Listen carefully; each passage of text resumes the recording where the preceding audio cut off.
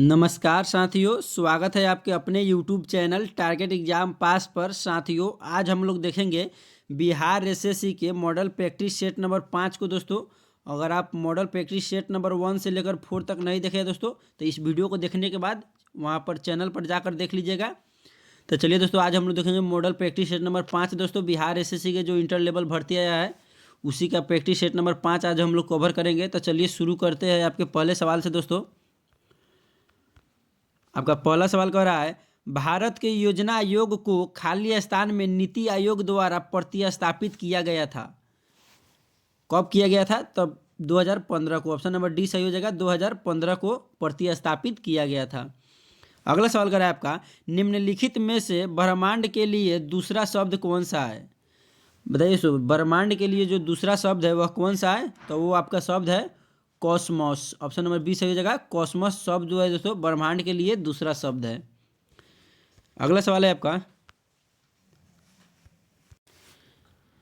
कह रहा है दोस्तों, दक्षिण अफ्रीका में रंग भेद को खत्म करने के लिए नोबेल शांति पुरस्कार किसे मिला था? मोस्ट इंपॉर्टेंट क्वेश्चन है दोस्तों। दक्षिण अफ्रीका में जो रंग भेद का जो मामला था दोस्तों, उसको खत्म करने के लिए जो नोबेल शांति पुरस्कार था वो किसको मिला था? तो वह नेशनल मंडेला को मिला था। ऑप्शन नंबर ए इसका सही जवाब हो जाएगा। नेशनल मंडेला को दक्षिण अफ्रीका में रंग भेद को खत्म करने के लिए नोबेल शांति पुरस्कार मिला था। अगला सवाल कर आपका, गुलाम वंश का प्रथम शासक कौन था? गुलाम वंश का प्रथम शासक कौन था? तो वह कुतुबुद्दीन ऐबक। कुतुबुद्दीन ऐबक जो है दोस्तों गुलाम वंश का प्रथम शासक था। अगला सवाल है, कनिष्क के शासनकाल में बौद्ध सभा किस नगर में आयोजित की गई थी? भाई सो कनिष्क के शासनकाल में बौद्ध सभा किस नगर में आयोजित की गई थी? तो वो आपका कश्मीर में आयोजित की गई थी दोस्तों। ऑप्शन नंबर सी सही जवाब हो जाएगा, कश्मीर में। अगला सवाल कर रहा है आपका, मेगास्थनीज की पुस्तक का नाम क्या है? भाई सो जो मेगास्थनीज है उनके पुस्तक का नाम क्या है? तो उनके पुस्तक का नाम है इंडिका। ऑप्शन नंबर डी सही हो जाएगा। इंडिका जो है मेगास्थनी की पुस्तक का नाम है। अगला सवाल है दोस्तों आपका, हर्षचरित्रम नामक पुस्तक किसने लिखी? हर्षचरित्रम जो नामक पुस्तक है वह किसने लिखी? बाणभट्ट ने। किसने लिखी दोस्तों? बाणभट्ट ने। ऑप्शन नंबर बी सही जवाब हो जाएगा, बाणभट्ट। अगला सवाल है, मुद्रा राक्षस नामक पुस्तक के लेखक कौन था? मुद्रा राक्षस नामक पुस्तक के लेखक कौन था? तो वह विशाखा दत्त। विशाखा दत्त था किस पुस्तक का लेखक? तो मुद्रा राक्षस कौन था? विशाखा दत्त। अगला सवाल है, 1954 में आरंभ प्रथम भारत रत्न सम्मान दिया गया था। भाई सो किसको दिया गया था? 1954 में प्रथम भारत रत्न सम्मान किसे दिया गया था? तो इसका सही जवाब हो जाएगा सी राजगोपालाचारी को। ऑप्शन नंबर ए सी राजगोपालाचारी को 1954 में प्रथम भारत रत्न से सम्मानित किया गया था। अगला सवाल है आपका, भारत में वीरता के 2 सर्वोच्च पुरस्कार है। भारत में वीरता के 2 सर्वोच्च पुरस्कार है, वह कौन कौन है दोस्तों? तो वह परमवीर चक्र तथा अशोक चक्र, यह दोनों जो है दोस्तों सर्वोच्च पुरस्कार है। ऑप्शन नंबर ए सही हो जाएगा। अगला सवाल है, अनुशीलन समिति थी। अनुशीलन समिति कौन थी दोस्तों? तो अनुशीलन जो समिति थी वह एक क्रांतिकारी संगठन थी। कौन थी? एक क्रांतिकारी संगठन। अगला सवाल कर रहा है आपका, सुरक्षा प्रकोष्ठ यानी रिंग फेंस की नीति संबंधित है। बताइए सो जो सुरक्षा प्रकोष्ठ है यानी रिंग फेंस, वह नीति किससे संबंधित है? तो वह वारेन हेस्टिंग से संबंधित है। किससे संबंधित है दोस्तों? वारेन हेस्टिंग से। अगला सवाल है आपका, all India trade union congress का प्रथम अध्यक्ष कौन था? All India trade union congress का प्रथम अध्यक्ष कौन था? तो वह लाला लाजपत राय था। ऑप्शन नंबर डी सही जवाब हो जाएगा, Lala Lajpat Rai all India trade union congress का प्रथम अध्यक्ष था। अगला सवाल है, भारत छोड़ो आंदोलन के समय इंग्लैंड का प्रधानमंत्री था। कौन था? तो चर्चिल। भारत छोड़ो आंदोलन के समय जो इंग्लैंड का प्रधानमंत्री था वो चर्चिल था। अगला सवाल है आपका, महावीर स्वामी का जन्म कहाँ हुआ था? देखो महावीर स्वामी का जन्म कहाँ हुआ था? कुंडग्राम में दोस्तों। कहाँ हुआ था? कुंडग्राम में महावीर स्वामी का जन्म हुआ था। अगला सवाल कर रहा है, बीसी राय पुरस्कार दिया जाता है किस क्षेत्र में? भाई सो जो बीसी राय पुरस्कार है वह किस क्षेत्र में दिया जाता है? तो वह औषधि के क्षेत्र में दिया जाता है। ऑप्शन नंबर डी इसका सही जवाब हो जाएगा, औषधि के क्षेत्र में बीसी राय पुरस्कार दिया जाता है। अगला सवाल करें आपका, महात्मा गांधी ने अपना पहला धर्म चक्र परिवर्तन किस स्थान पर दिया था? बताइए। महात्मा गांधी ने अपना पहला जो धर्म चक्र परिवर्तन है वह किस स्थान पर दिया था? तो उन्होंने पहली बार सारनाथ में दिए थे। ऑप्शन नंबर बी सही हो जाएगा, सारनाथ। अगला सवाल है, मगध की प्रथम राजधानी कौन सी थी? मगध की प्रथम राजधानी कौन सी थी? कौन थी? तो वह राजगिरी यानी गिरिब्रज, जिसको आज हम लोग राजगिरी के नाम से जाने जाते हैं। अगला सवाल है आपका, निम्नलिखित में से किसको संविधान द्वारा मौलिक अधिकारों को लागू करने की शक्ति दी गई है? भाई सो किसको जो है संविधान सभा द्वारा मौलिक अधिकारों को लागू करने की शक्ति दी गई है? तो वह ऑप्शन नंबर डी इसका सही जवाब हो जाएगा। दोस्तों इसमें दो ही ऑप्शन दिया गया है और दो ऊपर है, तो चलिए देखते हैं ऑप्शन नंबर डी में क्या कहता है। तो इसका सही जवाब हो जाएगा सर्वोच्च न्यायालय एवं उच्च न्यायालय को। किसको? सर्वोच्च न्यायालय एवं उच्च न्यायालय को। ऑप्शन नंबर डी सही जवाब हो जाएगा। अगला सवाल करा है, भारत का राष्ट्रपति किसके द्वारा हटाया जा सकता है? बताइए। भारत का जो राष्ट्रपति है वह किसके द्वारा हटाया जा सकता है? तो वह संसद के द्वारा भारत के राष्ट्रपति को हटाया जा सकता है। किसके द्वारा? संसद के द्वारा। अगला सवाल है, निम्नलिखित में से कौन सा विषय समवर्ती सूची में है? कौन सा जो विषय है जो समवर्ती सूची में है? तो इसका सही जवाब हो जाएगा दोस्तों शिक्षा जो है समवर्ती सूची में है। Option number B. अगला सवाल है, जिस समिति की सिफारिश पर भारत में पंचायती राज की स्थापना की गई उसका अध्यक्ष कौन था? तो उसका अध्यक्ष कौन था दोस्तों? बलवंत राय मेहता। ऑप्शन नंबर सी सही जवाब हो जाएगा, बलवंत राय मेहता। अगला सवाल है, भारत में पंचायती राज व्यवस्था सर्वप्रथम राजस्थान और खाली स्थान में आरंभ की गई थी। भाई राजस्थान और एक और राज्य कौन सा है उसको आप लोगों को बताना है। तब बता दें दोस्तों आपको, राजस्थान और आंध्र प्रदेश में शुरू की गई थी। ऑप्शन नंबर डी सही जवाब हो जाएगा। कहाँ कहाँ? राजस्थान और आंध्र प्रदेश में। अगला सवाल है, राज्यसभा में राष्ट्रपति द्वारा कितने सदस्य मनोनीत किए जाते हैं? भाई राज्यसभा में राष्ट्रपति के द्वारा कितने सदस्य को मनोनीत किए जाते हैं? 12 सदस्य को मनोनीत किए जाते हैं राष्ट्रपति के द्वारा। ऑप्शन नंबर सी सही जवाब हो जाएगा। अगला सवाल है, कौन सा दर्रा कुल्लू घाटी को भारत के हिमाचल प्रदेश के लाहौल और स्पीति घाटियों से जोड़ता है? भाई कौन जोड़ता है? कौन सा दर्रा जोड़ता है? तो वह आपका रोहतांग दर्रा जोड़ता है। ऑप्शन नंबर बी सही जवाब हो जाएगा, रोहतांग दर्रा। अगला सवाल है, भारत के संविधान का निम्नलिखित में से कौन सा अनुच्छेद प्रेस की स्वतंत्रता से संबंधित है? भाई प्रेस की स्वतंत्रता से संबंधित कौन सा अनुच्छेद है? तो वह अनुच्छेद 19 जो है प्रेस से स्वतंत्रता से संबंधित है। किससे? प्रेस की स्वतंत्रता से संबंधित कौन सा अनुच्छेद? तो अनुच्छेद 19। अगला सवाल करें आपका दोस्तों, निम्नलिखित में से किस संविधान संशोधन अधिनियम को लघु संविधान कहा गया था? भाई किस संविधान संशोधन को लघु संविधान कहा गया है दोस्तों? तो वह 42वां को हम लोग लघु संविधान संशोधन कहते हैं। किसको? 42वां को। अगला सवाल है आपका, कैसो मेघालय पठार संरचना की दृष्टि से किसके समकालीन है? मेघालय पठार संरचना की दृष्टि से किसके समकालीन है? तो वह आपका छोटा नागपुर के समकालीन है। ऑप्शन नंबर सी सही जवाब हो जाएगा, छोटा नागपुर के समकालीन है। अगला सवाल है, भारत में सबसे बड़ी जनजाति समुदाय है? बताइए भारत में जो सबसे बड़ी जनजाति समुदाय है वह कौन सा है? तो वह आपका भील जनजाति है। ऑप्शन नंबर ए सही जवाब हो जाएगा, भील जनजाति। अगला सवाल है दोस्तों, भारत में सबसे अधिक कॉफी उत्पन्न करने वाला राज्य कौन सा है? भाई भारत में सबसे अधिक कॉफी उत्पन्न करने वाला राज्य कौन सा है? तो वो आपका कर्नाटक राज्य है। ऑप्शन नंबर बी सही जवाब हो जाएगा, कर्नाटक राज्य। अगला सवाल कर रहा है, विश्व की पहली महिला प्रधानमंत्री कौन थी? मोस्ट इंपोर्टेंट क्वेश्चन है, विश्व की पहली महिला प्रधानमंत्री कौन थी? तो वो आपका सिरिमाओ भंडार नायके थी दोस्तों। ऑप्शन नंबर डी सही जवाब हो जाएगा, सिरिमाओ भंडार नायके जो थी दोस्तों विश्व की पहली महिला प्रधानमंत्री थी। अगला सवाल कर रहा है, निम्नलिखित में कौन सा एक राजकोषीय नीति का उपकरण नहीं है? ध्यान दीजिए दोस्तों, यहाँ कह रहा है उपकरण नहीं है, कह रहा है दोस्तों। तो इसका सही जवाब हो जाएगा ब्याज दर। ऑप्शन नंबर सी ब्याज दर यानी इंटरेस्ट रेट। अगला सवाल है, जैसे जैसे अर्थव्यवस्था विकसित होती है राष्ट्रीय आय में तृतीयक क्षेत्र का अंश क्या होता है दोस्तों? तो उसका अंश जो है दोस्तों बढ़ता जाता है। ऑप्शन नंबर सी सही जवाब हो जाएगा, बढ़ता जाता है। अगला सवाल कर रहा है, संसद की लोक लेखा समिति के कितने सदस्य होते हैं? संसद के लोक लेखा समिति के कितने सदस्य होते हैं? तो उनका टोटल 22 सदस्य होते हैं दोस्तों। ऑप्शन नंबर डी सही जवाब हो जाएगा, 22 सदस्य। अगला सवाल है आपका, निम्न में से किस गवर्नर जनरल के इनाम कमीशन गठित किया गया था? निम्न में से किस गवर्नर जनरल के इनाम कमीशन गठित किया गया था? डलहौजी का। ऑप्शन नंबर डी सही जवाब है दोस्तों, डलहौजी का। अगला सवाल है, शारदा मणि कौन थी? बताइए, जो शारदा मणि थी वो कौन थी? तो शारदा मणि रामकृष्ण परमहंस की पत्नी थी। किसकी? रामकृष्ण परमहंस की पत्नी थी शारदा मणि। अगला सवाल है, देश रत्न की उपाधि किसे दी गई थी? भाई जो देश रत्न की उपाधि है वह किसे दी गई थी? तो वह दोस्तों डॉक्टर राजेंद्र प्रसाद को दी गई थी। ऑप्शन नंबर बी सही जवाब हो जाएगा, डॉक्टर राजेंद्र प्रसाद को। अगला सवाल कर रहा है,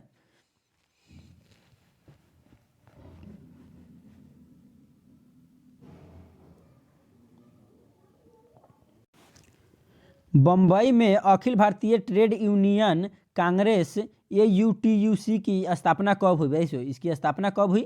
तो इसका सही जवाब हो जाएगा 1920 ईस्वी में हुई। कब हुई? 1920 में। अगला सवाल है, अमृत बाजार पत्रिका की स्थापना किसने की? अमृत बाजार पत्रिका की स्थापना किसने की दोस्तों? तो उसका स्थापना जो है शिशिर कुमार घोष ने, शिशिर कुमार घोष ने की। ऑप्शन नंबर डी सही जवाब हो जाएगा। अगला सवाल है, किसने कहा था कांग्रेस आंदोलन ना तो लोगों द्वारा प्रेरित था ना ही यह उनके द्वारा सोचा या योजनाबद्ध किया गया था? बताइए किसने कहा था?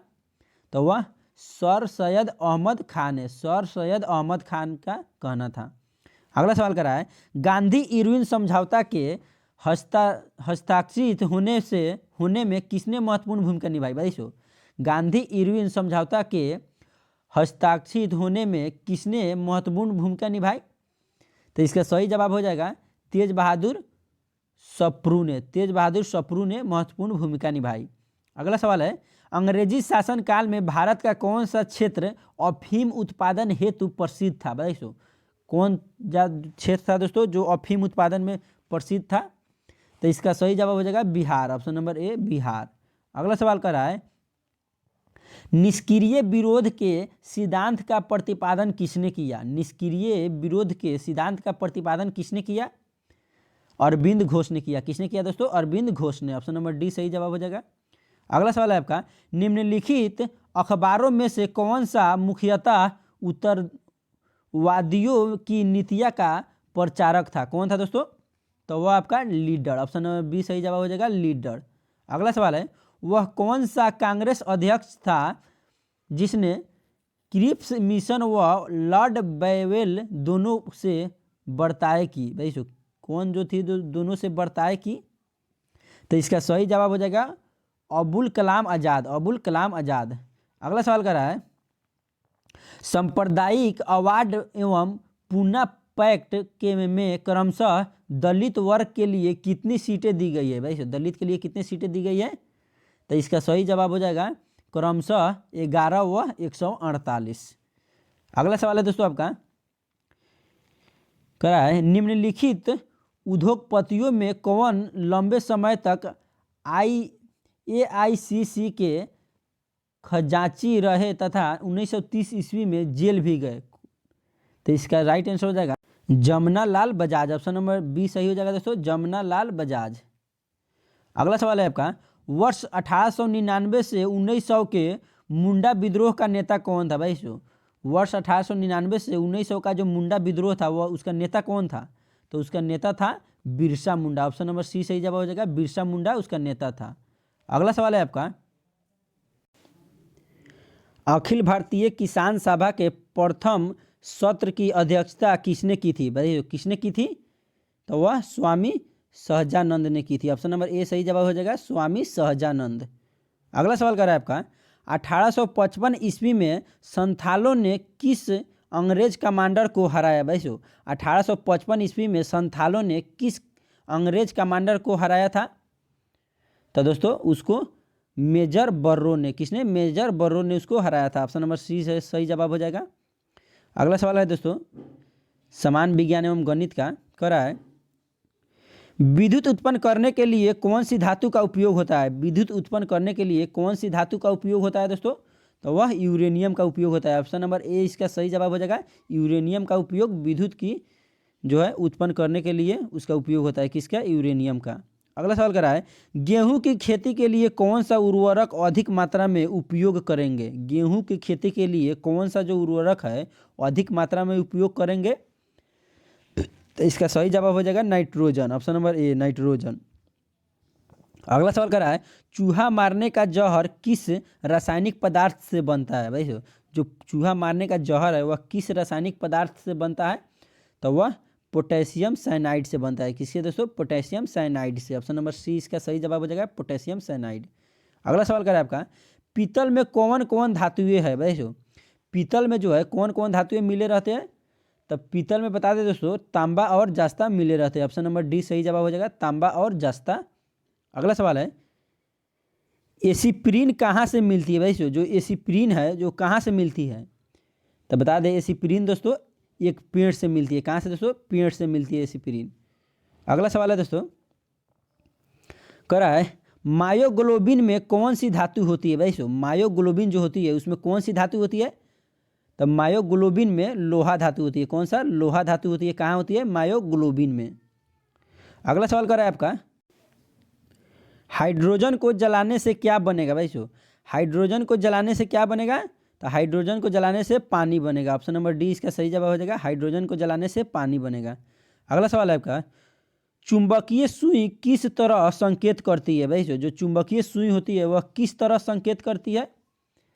तो बता दें आपको, चुंबकीय जो सुई है दोस्तों वह उत्तर की तरफ संकेत करती है। ऑप्शन नंबर इसका सी सही जवाब हो जाएगा चुंबकीय सुई उत्तर की तरफ संकेत करती है।